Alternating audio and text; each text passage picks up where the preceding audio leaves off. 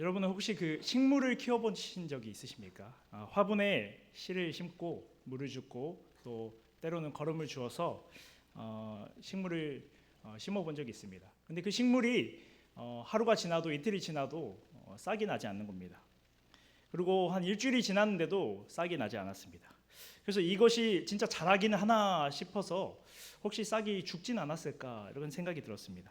그런데 어느 날 잊어버리고 있었는데 그 싹이 조금씩 피어 올라오는 것을 목격을 했습니다. 그래서 이것이 별것이 아니었는데도 그를 통해서 보는 그 생명의 그 작은 신비가 얼마나 신비하게 느껴졌는지 모릅니다.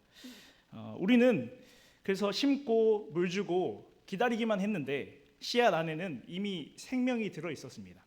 자라게 한 것은 그래서 제가 아니라 인간의 공로가 아니었습니다. 마가복음 4장은 이 하나님 나라에 관한 예수님의 비유를 모아놓은 장입니다. 그 중에서도 오늘 본문에 나오는 이 자라나는 씨앗의 비유는 참 특별한 비유입니다. 왜냐하면 이 비유는 마태복음에도 누가복음에도 요한복음에도 아닌 오직 이 마가복음에만 나오는 비유입니다. 다른 복음서에서도 씨에 관한 비유가 여러 등장합니다. 예를 들어서 씨 뿌리는 비유나 겨자씨 비유는 우리가 너무나 잘 알고 있습니다. 하지만 오늘 우리가 함께 나눌 이 비유는 오직 마가복음에서만 예수님이 말씀하고 계십니다. 우리가 잘 아는 앞부분 네 가지 밭에 관한 비유는 복음을 듣는 사람의 마음밭 그 마음의 상태가 어떤지에 대해서 말씀을 하셨습니다. 그리고 어떤 밭은 길가 같고 어떤 밭은 돌가 같고 어떤 밭은 가시덤불 같고 그 마지막에 좋은 밭은 복음을 잘 받아들이는 열매에 관한 내용을 담고 있었습니다. 그렇다면 오늘 이 자라나는 씨앗의 비유는 어떤 말씀일까요? 오늘 말씀은 씨앗 그 복음 그 자체에 초점을 둔 말씀입니다. 그러니까 복음은 자기 안에 생명력이 있고 자라나게 하시는 분은 하나님이라는 사실을 보여줍니다. 그래서 이 네 가지 밭의 비유가 얼마나 풍성한 열매를 맺느냐에 더 초점을 두었다면 오늘 비유는 이 열매 맺기까지의 과정, 어떤 과정을 거치는지, 즉 하나님 나라가 어떻게 자라고 열매 맺어 가는지에 대해서 이야기를 하고 있습니다. 그리고 예수님께서 이렇게 말씀하십니다. 하나님 나라는 마치 어떤 사람이 땅에 씨를 뿌리는 것 같다. 그가 밤낮 자고 일어나는 사이에 씨가 싹이 트고 자라나지만 그는 그것이 어떻게 되는지 알지 못한다 말합니다.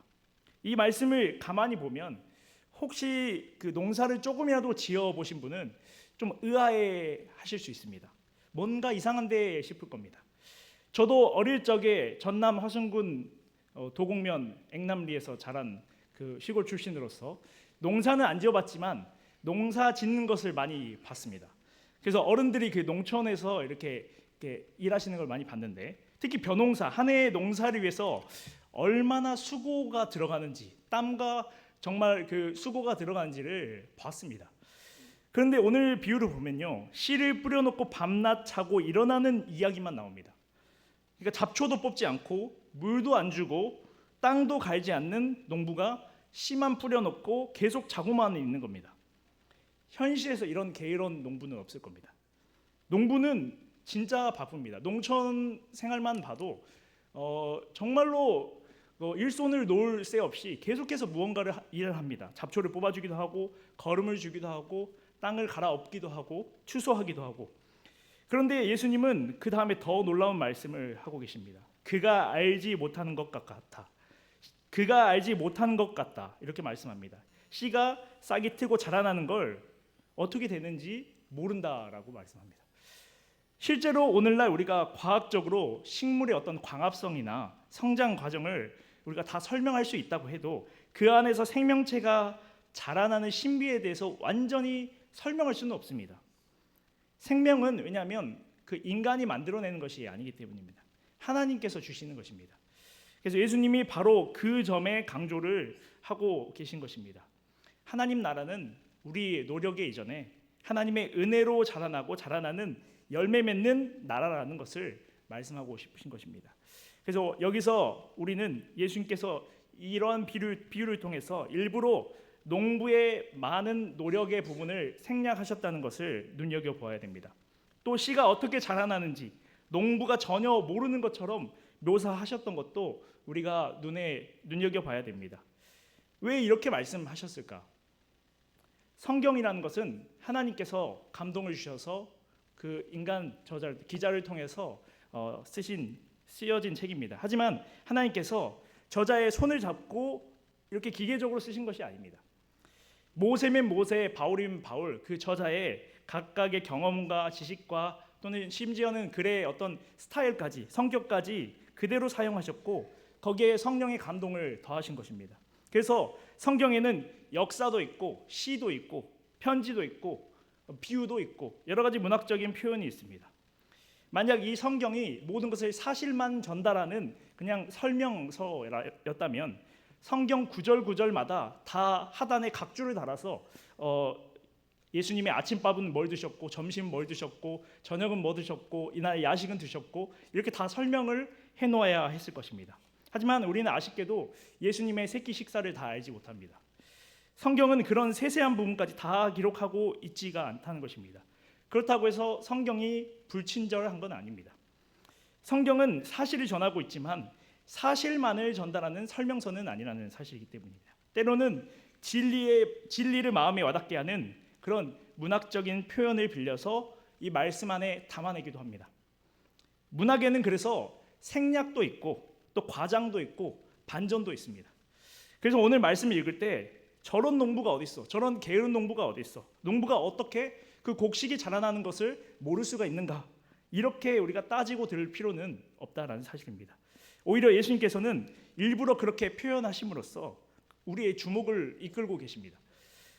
그 연주회나 음악회에 가면요, 어떤 음악이 갑자기 휘몰아치다가도 갑자기 고요해지는 순간이 있습니다. 그럴 때 우리가 그 악보에 그 멈춰 있는 그 순간을 그 연주하지 않음으로 표현하지 않습니다. 다 쉼표로 표기를 합니다.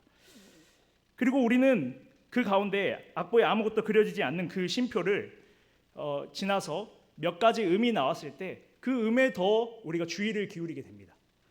그러니까 이 침묵 속에 그 다음에 이어지는 음들이 더 강조가 된다는 사실입니다. 지금 하고 있는 표현 방식이 그런 방식입니다. 농부의 농사 과정을 세세하게 다 기록하지 않았습니다. 다른 복음서와 다르게 다른 씨 뿌리는 비유에는 물 주고 또 자라는 그 과정을 다 기록한 것과 다르게 여기서는 의도적으로 농부의 개입을 생략했습니다. 왜 그러냐면 한 가지 진리를 강조하기 위해서입니다. 씨앗은 사람이 자라나게 하는 것이 아니다. 하나님 나라의 성장은 하나님 손에 달려 있다라는 것입니다. 그런데 그래서 이 비유는 스스로 자라나는 씨앗, 즉 사람의 손이 닿지 않아도 자라나는 하나님 나라에 대해서 말하고 있는 것입니다. 예수님의 초림과 함께 하나님 나라는 이미 시작이 되었지만 아직 완성된 것은 아닙니다. 지금도 자라나고 있고 점점 더 커지고 있습니다. 어느 날 그래서 풍성한 열매로 우리 가운데 맺게 될 것입니다. 지금 우리가 보기에는 하나님 나라가 너무나 작고 미비해 보이고 또 교회가 작고 믿는 사람들이 갈수록 줄어드는 것처럼 보여도 예수님께서는 말씀하십니다. 하나님 나라는 자란다. 그것도 스스로 자란다. 그리고 반드시 열매 맺는다. 이렇게 말씀하십니다. 오늘 그래서 예수님께서 말씀하신 이 비유는 우리 인생의 작은 수고와 그 비교할 수 없는 어떤 무한한 신비가 하나님 손 안에서 계속 진행되고 있다라는 사실입니다. 우리가 맑은 공기를 가슴 깊이 들어 마시려면 먼저는 창문을 열어야 됩니다. 그러나 그 맑은 공기를 우리가 직접 다 준비할 수는 없습니다. 햇빛을 쬐이며 건강을 또 도모하기 위해서는 우리가 길을 걸으면서 산책도 해야 됩니다. 그렇다고 우리가 햇빛을 만들 수 있는 건 아닙니다. 하루 일과를 마치고 잠자리에 들면 그 가운데 그냥 눈만 감으면 됩니다. 기지개를 펴고 일어날 때까지 우리는 계속해서 잠이 들어 있습니다. 그러나 우리가 자는 동안에 그 일어나는 그 모든 일들은 신비입니다. 하나님 나라는 우리가 다 이해하고 속속들이 어떻게 설명할 수 있는 그런 나라가 아닙니다. 어떻게 시작됐는지, 어떻게 성장해 가는지, 어떻게 풍성한 열매를 맺으며 완성되어 가는지 우리들의 상상을 초월하는 나라입니다. 그래서 우리는 우리의 생각과 이성과 경험에 이 풍부하고 신비한 하나님 나라를 가둬버립니다. 우리가 그 신비를 다 이해하지 못해도 분명한 것은 이 말씀의 씨앗이 우리 안에 떨어져 어느샌가 우리의 생각과 달리 믿음은 계속해서 자라나고 있다는 사실입니다. 정말로 말썽꾸러기고 사고뭉치였던 우리 주일학교 학생들이 어느새 자라나서 교회에서 반주자로 또 교사로 섬기고 있고 하나님 나라를 위해서 그렇게 수고하고 헌신하고 있는 그 모습을 보면 그 우리의 지금 모습만 보아도 하나님 나라는 일하지 않는 곳에서 여전히 자라나고 있다는 사실을 알 수 있습니다. 하나님은 여전히 일하고 계십니다. 여러분들이 바로 그 산 증인들입니다. 우리는 여전히 미비하고 부족합니다. 그러나 그럼에도 하나님은 여전히 우리 가운데 일하고 계신다는 사실입니다. 농부는 자고 깨지만 그 씨앗은 여전히 자라나고 있었습니다. 말씀의 씨앗이 떨어진 우리의 삶 속에는 그래서 놀라운 역사가 계속해서 일어나고 있습니다. 이 헬라어 성경에는 스스로라는 오늘 본문의 그 단어를 맨 앞에 강조해서 말하고 있습니다. 그래서 문장이 이렇게 시작됩니다. 땅이 저절로 열매를 맺는다. 스스로 열매 맺는다. 그래서 이 말은 결국에 씨앗이 열매 맺는 그 과정 전체를 하나님께서 주관하고 계신다는 사실입니다. 그러니까 사람이 일일이 조절하지 않아도 하나님께서 땅을 통해서 스스로 열매가 자라나도록 하신다는 사실입니다. 우리 안에 뿌려진 말씀도 마찬가지입니다. 하나님이 자라나게 하시기 때문에 결국에 열매를 맺는 것입니다. 고린도전서 3장 7절은 이렇게 말씀합니다. 그러므로 심는 자나 물 주는 자나 아무것도 아니요 오직 자라나게 하시는 분은 하나님뿐이시다 그랬습니다. 그러면 우리가 이런 의문을 또 가질 수 있습니다. 그러면 우리는 아무것도 안 해도 되는 건가요? 이런 허무주의나 좀 소극적인 신앙으로 우리가 나아갈 수 있는 그런 정당할 수 있는 태도로 들릴 수 있지만 그러나 26절에는 분명히 말하고 있습니다. 이렇게 말합니다. 하나님의 나라는 사람이 씨를 뿌린과 같으니 즉 씨를 뿌리는 일은 인간의 몫이라는 사실입니다. 이 비유는 씨 뿌리는 것 자체는 생략하지 않습니다. 그러니까 복음을 전하고 사랑을 실천하고 기도하고 수고하고 헌신하고 또 말씀을 가르치는 일은 결국에는 우리가 할 일이라는 사실입니다. 하지만 그 결과가 자라나는지 또 어떤 열매를 맺는지 어떤 과정을 거치는지 우리가 조절할 수 없는 하나님의 영역이 있다는 것입니다. 그 말은 결국에는 뿌리지 않으면 자라나지 않는다는 사실입니다. 복음을 전하는 것, 말씀을 심는 것, 사랑을 나누는 것, 기도하는 것, 말씀을 가르치는 것 모두 우리의 씨 뿌림입니다. 하지만 우리는 이 씨를 자라나게 만들 수 없습니다. 사명은 충성이지 통제가 아닙니다. 아이들에게 그래서 통제가 아니라 복음의 씨앗을 심겨 주어야 됩니다. 요즘에 많은 부모님들이 그 아이들의 그 매니저 역할을 자처하시는 것을 볼 수 있습니다. 아이들의 스케줄까지 다 짜놓고 친구 관계까지 일거수일투족 다 관여해서 심지어는 신앙 교육이라고 말하면서 아이들의 교회 생활까지 통제하는 그런 모습이 있습니다. 그러나 신앙 교육은 절대로 통제가 아닙니다. 오히려 부모가 삶으로 보여주는 것이 가장 좋은 신앙 교육입니다. 무언가 하는 것이 믿음이 아니라 하나님이 하시는 것, 그것을 믿음이라는 사실로 부모가 확실히 알고 부모가 먼저 그 삶을 보여주는 것이 신앙 교육입니다. 우리의 가정이 이렇게 어려운데 하나님이 어떻게 일하시지 우리가 한번 봐보자. 한번 얘들아, 우리 가정에 이런 어려움이 있는데 한번 하나님이 이 가운데 어떻게 일하시는지 한번 지켜보자 하면서 부모가 먼저 하나님의 일하심을 바라보는 그것이 신앙 교육입니다. 말씀이 심기면 그 말씀은 반드시 자라납니다. 더뎌도 자라납니다. 그래서 이 씨앗은 더디지만 여전히 자라나고 있습니다. 그 놀라운 생명력은 결실의 때까지 결코 멈추지 않습니다. 식물이 내가 다음에 추수하기 원한다고 그 식물이 열매 맺는 것은 아닙니다. 내 원대로 자라나는 것은 절대 아닙니다. 다 식물에도 때가 있습니다. 이처럼 하나님 나라의 말씀도 그 자체의 생명이 있습니다. 생명이 있기 때문에 자랍니다. 그리고 식물도 키워보신 분들은 알겠지만 거름을 주고 양분을 주고 물을 줘야 하듯이 이 하나님의 말씀 자체가 우리의 영혼을 자라나게 하는 말씀의 양분인 것입니다. 생명의 양분입니다. 말씀은 우리가 살아있다라고 말합니다.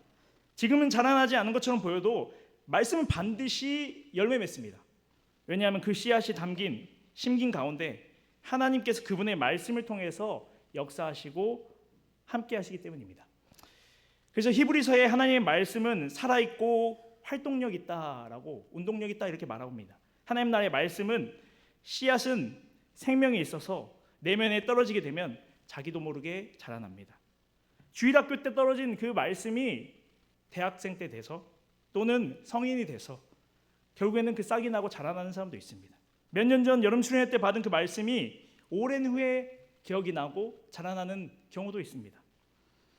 저도 한때 그 교육전도사 때 제가 담당하던 중고등부 아이들을 가르치면서 너무나 답답한 마음이 들 때가 있었습니다. 제가 생각한 만큼, 쏟아낸 만큼 아이들이 신앙이 자라나지 않는 것입니다. 답답한 마음이 있었습니다. 그러나 그 성장의 시기를 내가 정한 시기가 아니라고 해서 그 성장이 멈췄다라고 단정할 수는 없는 것입니다. 그래서 이전 사역지에서 제가 떠나올 때 한 친구가 저에게 편지를 썼습니다. 목사님을 통해서 복음에 대해서 알게 되고 알려주셔서 감사합니다 하면서 편지를 썼습니다. 그 아이가 이런 말을 할 친구가 전혀 아니었거든요. 그러나 제 답답함과 다르게 그 아이들은 여전히 자라나고 있었던 것입니다. 어른들이 생각하는 성장의 모습에 우리 학생들을 가두어서는 안 됩니다. 왜 우리 아이는 남들처럼 저렇게 하지 못할까? 왜 우리 아이는 저렇게 옆에 있는 저 아이처럼 기도하지 못할까? 만약에 단순히 이 믿음이 교육으로만 해결되는 것이라면 한국 교회는 이미 대박 성장했어야 됩니다. 교육이 체계적이고 시스템이 잘 갖춰져 있고 풍성한 대형 교회는 계속 성장해 나가야 되는 것입니다. 성장의 정의도 물론 잘못되었지만 그나마 대형 교회의 미비한 수적 성장은 대부분 작은 교회로부터 수평 이동이지 이미 많은 교회들이 수적인 성장조차 멈춘 지 오래가 됐습니다. 그러므로 그것이 성장의 동력은 아니라는 사실은 우리 알 수 있습니다. 우리가 이웃에게 복음 전할 때도 내가 전하는 그 말씀의 역사가 무슨 의미가 있을까 이렇게 생각할 때도 있습니다. 그러나 언젠가는 그 말씀의 씨앗이 심기고 자라나서 싹이 피게 됩니다. 이것이 생명이고 생명의 역사고 말씀의 역사인 것입니다. 그리고 우리는 때로 내가 말씀의 씨를 뿌렸기 때문에 내가 사람을 키우는 것처럼 생각할 때가 많습니다. 그러나 이것조차도 큰 착각이라는 사실입니다. 우리는 생명을 자라나게 하는데 전혀 개입할 수 없습니다. 그렇다고 이것은 방치가 아닙니다. 우리가 하는 일은 말씀의 씨가 잘 성장할 수 있도록 환경을 만들어주는 것입니다. 땅 위에 임한 하나님 나라는 그와 같은 생명력으로 스스로 자라납니다. 처음에는 정말로 미비한 모습으로 자라나지 않는 것처럼 보일지 모르지만 하나님 때에 맞추어서 싹이 자라나고 이삭이 나올 것이고 결국에는 열매 맺을 것입니다. 그리고 그 적절한 시기에 반드시 추수의 때가 옵니다.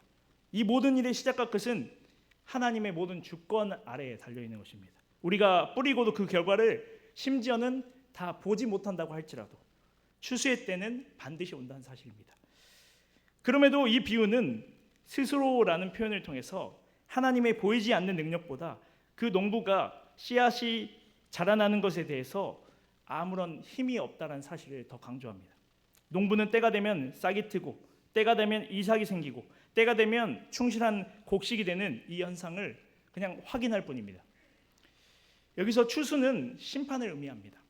그래서 하나님 나라는 시작과 끝이 있는 나라라고 말합니다.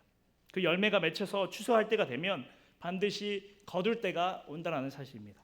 그때까지 천국은 은밀하게 그러나 계속해서 자라나고 있다는 사실입니다. 비유 속의 농부는 씨를 뿌린 후에 마음이 조급해져서 씨를 파보고 이삭의 모가지를 들어보고 그렇게 하지 않았습니다. 농부는 추수의 때가 이를 것을 알고 기다립니다. 때가 되면 그 싹이 나는 것을 볼 것이고 이삭이 생기는 것을 볼 것이고 곡식이 엮는 것을 결국에는 볼 것입니다. 농부는 자기가 해야 될 일을 하고 믿고 기다리면 됩니다. 그리고 무엇인지를 구별하는 것입니다. 뿌렸는데 표시가 나지 않는다고 낙심하고 변화가 없다고 조급해하고 답답해하고 그런다면 본인만 힘듭니다. 우리 아이들에게도 마찬가지입니다. 씨가 어떻게 자라는지는 몰라도 하나님은 지금도 저와 여러분 가운데 조용히 역사하고 계십니다. 추수의 때는 반드시 옵니다. 말씀 맺습니다. 씨를 뿌리는 것은 우리의 몫입니다. 복음 전하고 사랑을 나누고 말씀을 가르치고 양육하고 이것은 우리가 감당해야 될 분명한 사명입니다. 그러나 그 씨앗이 어떻게 자라나고 열매 맺는지는 하나님 손 안에 달려 있습니다. 우리는 그저 믿음으로 뿌리는 것이고 겸손하게 물 주고 하나님의 때를 기다리는 것입니다. 하나님 나라는 지금도 계속 자라나고 있습니다. 우리의 눈에는 정말로 미비해 보이고 이것이 진행되고 있는지 답답하기도 할 때도 있습니다. 말씀의 씨앗은 그러나 조용하게, 신비하게, 또 확실하게 자라나고 있습니다. 가정 안에서도, 교회 안에서도, 다음 세대 가운데서도 때로는 변화도 없고 저것이 부흥인가 싶을 정도로 그렇게 답답한 모습이 있지만 하나님은 그 가운데서도 여전히 쉬지 않고 일하고 계신다는 사실입니다. 수련회 가운데 보는 아이들 모습을 보니까 이미 하나님 나라는 그 가운데 임하셨고 자라나고 있구나라는 사실을 알게 되었습니다. 그렇게 말썽꾸러기고 정말로 저 아이들이 답이 없어 보이고 정말로 교회의 말썽꾸러기라고 불리는 그 다음 세대지만 그러나 하나님 나라는 여기 가운데도 이미 자라나고 있다는 사실입니다. 우리 가운데도 이미 자라나고 있습니다. 우리가 해야 할 일은 단 하나입니다. 예수 그리스도 안에 거하는 것. 포도나무 대신 예수님께 접붙임되어서 예수님 안에 거하는 것. 말씀 안에 거하는 것. 복음을 붙들고 주님의 때를 잠잠히 기다리는 것. 그럴 때 우리의 삶에도 하나님이 스스로 열매 맺게 하시는 그 놀라운 은혜와 능력을 우리 가운데 역사하시고 그 때가 임할 줄 믿습니다.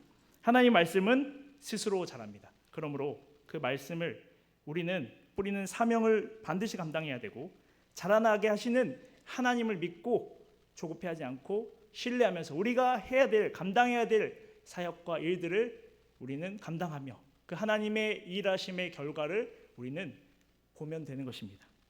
그러므로 우리의 맡겨진 사명 감당하면서 예수 그리스도 안에 거함으로 복음 붙들며 주님의 때를 기다리는 우리 모두가 되기를 간절히 소망합니다.